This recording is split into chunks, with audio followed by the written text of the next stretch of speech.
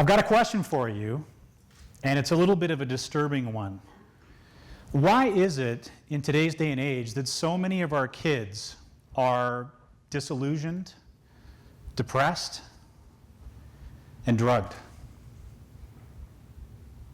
And I didn't come disarmed. I came with an answer for you, my own answer based on my own observations and research. The problem is the answer is more disturbing than the question. And the answer is this: we're teaching our kids to be this way. Now, not on purpose, of course, because everybody loves their kids, but in the end, the result is the same. And for me, it's a really personal matter because I'm the father of a now 5-year-old little boy named Cooper. And a couple of months ago, Cooper and I went to what I think is probably the greatest and closest that any 5-year-old boy can get to heaven on earth. And that is the Lego store. So Cooper and I were at the Lego store. We walked in, and like he normally does, he beelines for a certain section in the store. And I wander around, and I like to look at some of the new things they're bringing out and watch the marketing and the branding, and because that's the stuff that I love to watch. Meanwhile, he's off on his own. So I wait a few minutes, and I finally come over, and I notice that he's in his section. And the reason that this section is so important to him is because it brings together his two biggest passions in life. One, obviously, Lego, and the other one, Star Wars. And I walk over to him, and he's in the Star Wars section, and he's bent over like this, sort of awkwardly, trying to look at a box really low on the shelf. And as I get closer, I realize the box he's looking at is a Lego model that he already has. In fact, he has 3 of them already, but not that color. So I come over and say, "Hey, buddy, what's going on?" He's like transfixed, staring at this box like I'm not there. Then you can see it process, Daddy's here. And without even looking at me, he doesn't break his gaze. And almost in a Darth Vader-like voice, he says, "Daddy, I want that." And I said to him, "Buddy, you've already got 3 of those." "Daddy, I need this." "Cooper, you've already got 3 of them, and you haven't even played with them for months." "Daddy," and with all of the muster a 5-year-old has to convince me and rationalize, he finally looks up at me and says, "I need it."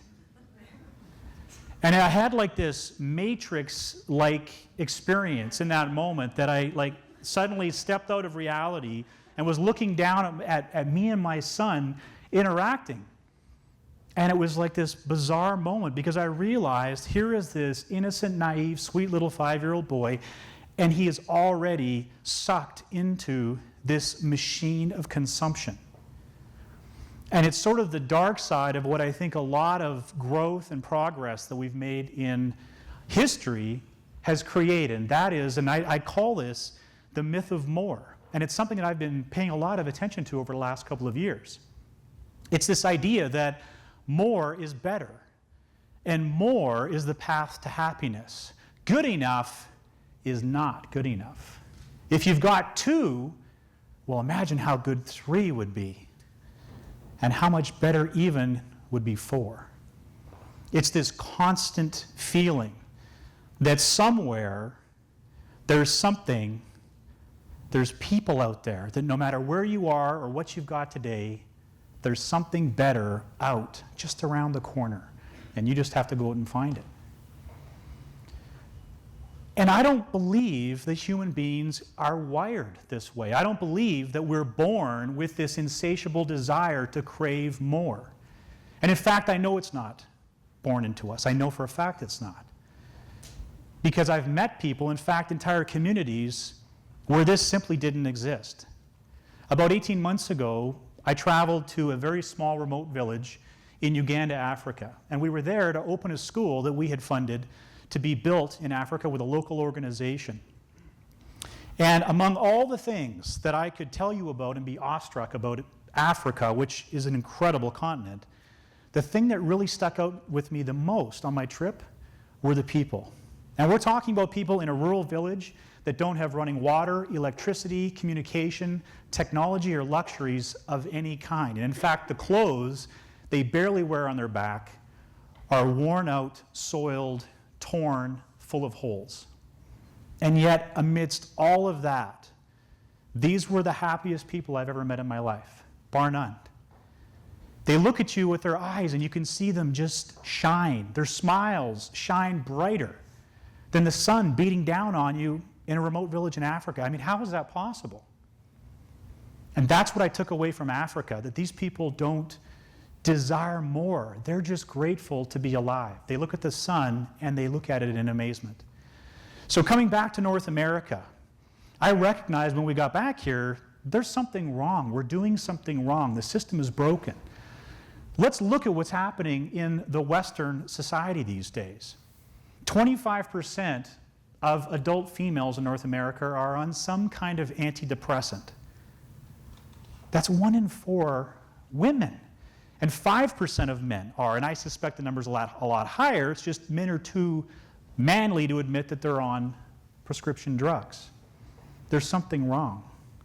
But even worse than that, when you look at what's going on with our children, 25% of our children are on some kind of long-term, chronic prescription drug.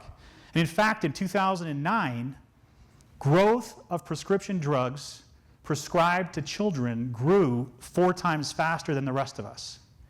So put another way, they're drugging our children 4 times faster than they can drug us. That's where the market is, that's where the money is. And so the pharmaceutical companies are happy to go there.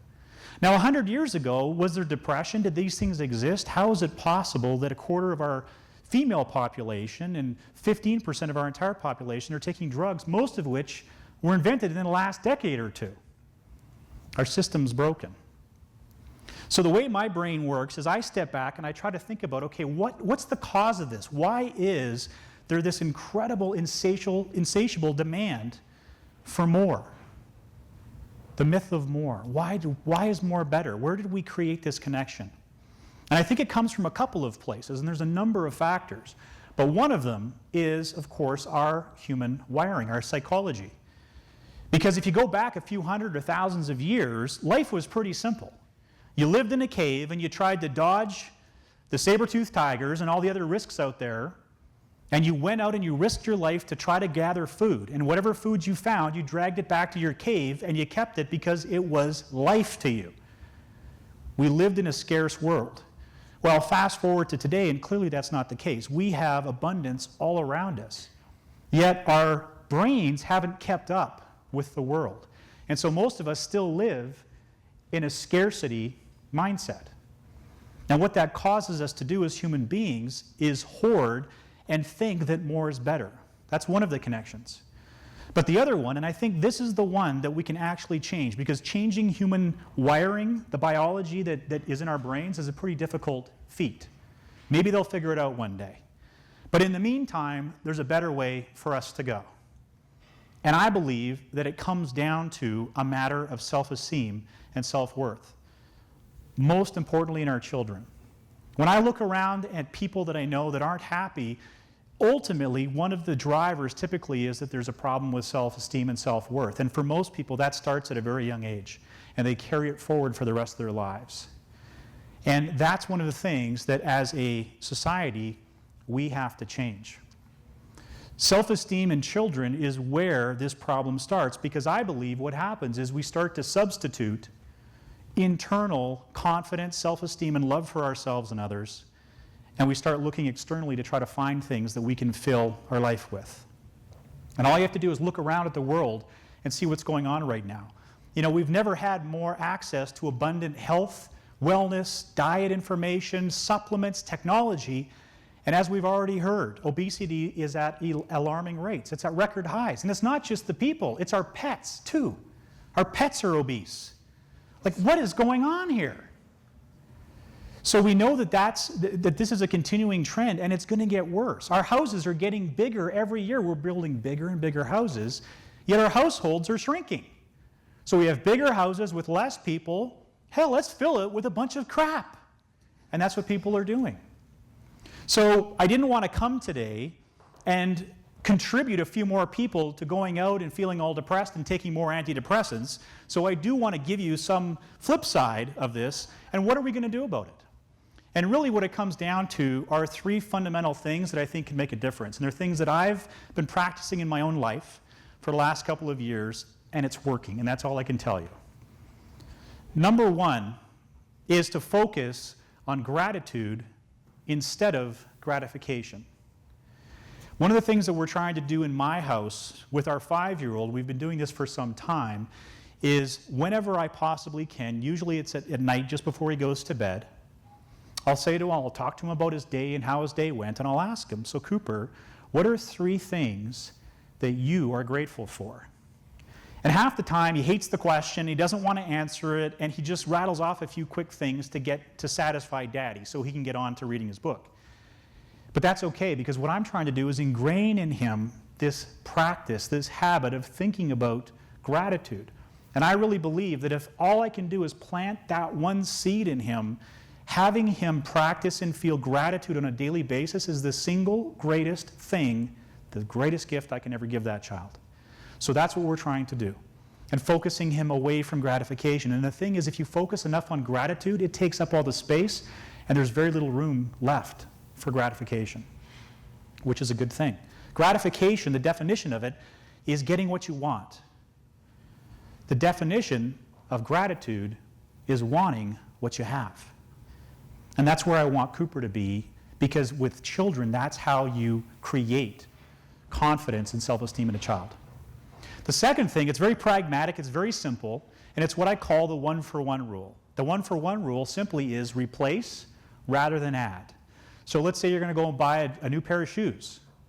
Instead of going and just buying a new pair of shoes and throwing it in the closet, commit to yourself that you're going to get rid of a pair before you bring a new pair in. It sounds silly, but it's incredibly powerful, because what it does, first of all, is it stops you from building your inventory of crap. But what happens is you quickly become addicted to getting rid of the old stuff, because what you realize is you're creating more space for the stuff that you want and you love in your life. So you'll start giving away 3 or 4 pairs to get 1 pair. And the irony is, when you have less things, you love each one of them more. You have more time and space for them. So that's number 2. Replace rather than add. And the third thing comes down to, and again, it builds around this idea of happiness, and that a lot of people are trying to substitute things for internal happiness. Focus on being happy rather than getting happy. And what most people are doing is they're out pursuing things that they think are going to bring them happiness, as though happiness is somewhere out there for us to go and find under a rock. And the sick joke that's being played on people is that happiness is already inside you. You just have to open it up and find it. And so how do you do that? Well, you focus on the internal side. Happiness is an internal, conscious, deliberate process that you create inside. You're not going to find it by making more money or buying more things, getting more power. You create happiness internally by creating more experiences, more memories, and more love. John Lennon, who gifted us an incredible amount of things when he was on Earth, one of the greatest things that I think he did was a quote that I heard he said at one point. And what John Lennon said was this: "As I was growing up, when I was 5 years old, my mother told me that happiness was the key to life. So I went to school, and they asked me, 'What do you want to be when you grow up?' And I wrote, 'Happy.' And they said to me, 'You didn't understand the exercise.' And I said to them, 'You don't understand life.'" And I think he had something. So if you've got children, your job on this earth is to make sure that child knows without condition every moment of its life that you love them no matter what, because that's where it starts. And one other thing that John Lennon left with us was the thought, all you need is love. And it turns out he was right. Thank you.